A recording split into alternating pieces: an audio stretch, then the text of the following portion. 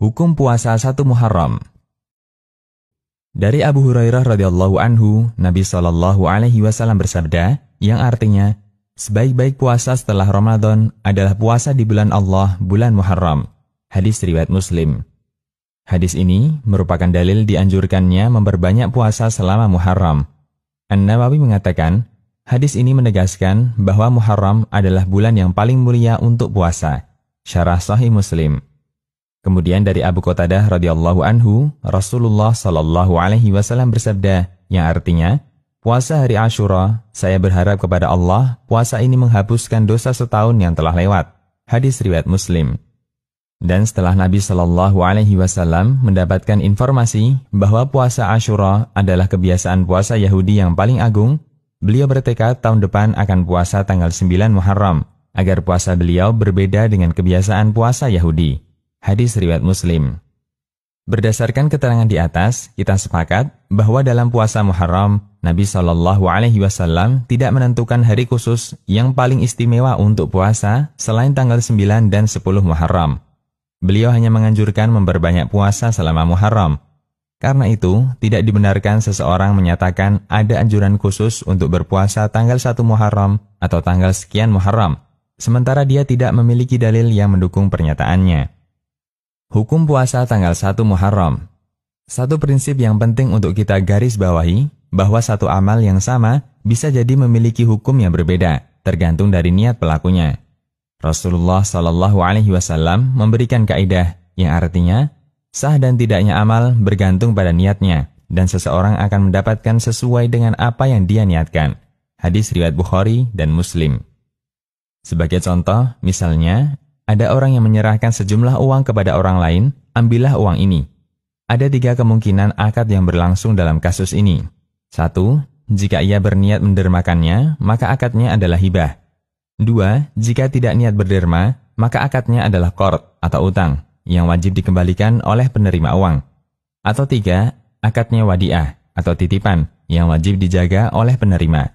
Bentuknya penyerahan uang, namun hukumnya berbeda karena perbedaan niat saat penyerahan uang itu. Contoh yang lain, si A melakukan puasa di hari Senin tanggal 9 Zulhijjah.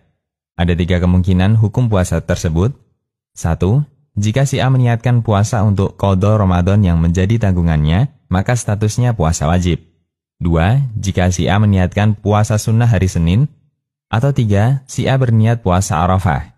Puasa yang dikerjakan sama, namun status dan nilai puasa itu berbeda tergantung niat orang yang melaksanakannya. Orang yang melakukan puasa tanggal 1 Muharram ada 2 kemungkinan niat yang dia miliki. Pertama, dia berpuasa tanggal 1 Muharram karena motivasi hadis yang menganjurkan memperbanyak puasa di bulan Muharram. Ini termasuk puasa yang bagus sesuai sunnah Nabi SAW sebagaimana penjelasan di atas. Kedua, dia berpuasa tanggal 1 Muharram karena tahun baru, atau mengawali tahun baru dengan puasa, atau karena keyakinan adanya fadilah khusus untuk puasa awal tahun, dan seterusnya. Dr. Muhammad Ali Farkus, salah satu ulama Aljazair, menegaskan, perlu diperhatikan bahwa selama bulan Muharram dianjurkan memperbanyak puasa. Tidak boleh mengkhususkan hari tertentu dengan puasa pada hari terakhir tutup tahun dalam rangka perpisahan dengan tahun Hijriah sebelumnya, atau puasa di hari pertama Muharram dalam rangka membuka tahun baru dengan puasa.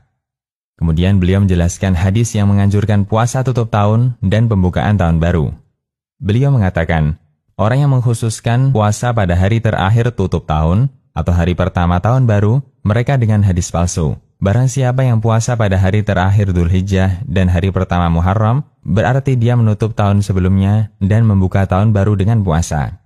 Allah jadikan puasa ini sebagai kafarah dosanya selama 50 tahun.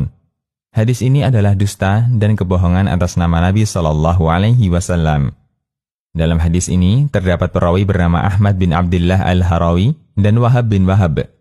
As-Suyuti menilai keduanya perawi pendusta. Al-Lali al-Masnu'ah. Penilaian yang sama juga disampaikan Asy-Syaukani dalam Al-Fawaid al-Majmu'ah. Peringatan Al-Hafidh Abu Syamah. Banyaknya amalan yang beredar di tengah masyarakat terkait tahun baru Hijriah menjadi sebab para ulama hadis mengingatkan masyarakat untuk menghindari amalan semacam itu. Di antaranya Al-Hafidh Abu Syamah, seorang ahli sejarah dan ahli hadis dari Damaskus. Dalam kitabnya Al-Bahis ala Inkar Al-Bida', beliau menegaskan bahwa berbagai hadis yang menyebutkan keutamaan amalan di akhir tahun atau awal tahun, semuanya hadis yang sama sekali tidak ada dalam kitab hadis, atau la aslalahu. Dan derajat ini lebih parah daripada hadis palsu. Beliau mengatakan, tidak ada riwayat apapun yang menyebutkan keutamaan malam pertama Muharram. Saya telah meneliti berbagai riwayat dalam kitab kumpulan hadis yang sahih maupun yang dhaif, atau dalam kumpulan hadis-hadis palsu, namun aku tidak menjumpai seorang pun yang menyebutkan hadis itu. Saya khawatir, wal'iyadu billah, hadis ini berasal dari pemalsu yang membuat hadis palsu terkait tahun baru. Al-Bahis ala Inkar Al-Bida' wal Hawadith. Demikian, Allahu a'lam. Konsultasi Syariah.